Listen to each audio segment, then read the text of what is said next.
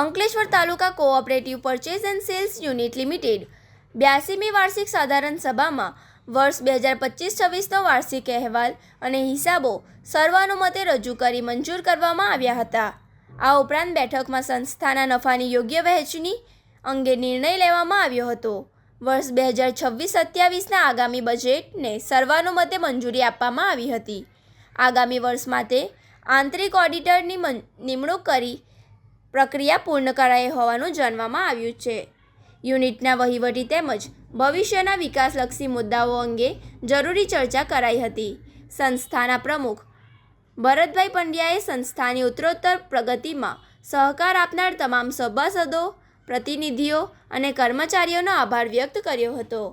તેમણે સહકારી માળખાને વધુ મજબૂત બનાવવા માટે સૌને એક થઈને કાર્ય કરવાની અપીલ કરી હતી. તેમજ મેનેજર શબ્બીર અહેમદ પટેલને સંસ્થાની નાણાકીય સ્થિતિ અને આગામી આયોજનની વિગતવાર માહિતી સભાસદો સમક્ષ રજૂ કરી હતી. આ પ્રસંગે મુખ્ય મહેમાન તરીકે ભરૂચ જિલ્લા પંચાયતના સભ્ય પ્રવીણભાઈ પટેલ ખાસ ઉપસ્થિત રહ્યા હતા. આ ઉપરાંત એપીએમસીના પ્રમુખ મુકેશભાઈ પટેલ, ઉપપ્રમુખ Ajitbhai Patel, board of directors Karshanbhai Patel, Iqbal ગોરી, ઇમરાન દેસાઈ સહિત અન્ય ડિરેક્ટરો, સભાસદો અને પ્રતિનિધિઓએ મોટી સંખ્યામાં હાજરી આપી હતી.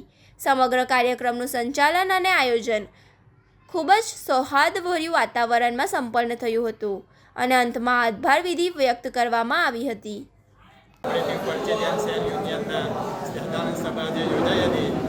સહકારી આગેવાનો, મિત્રો તેમજ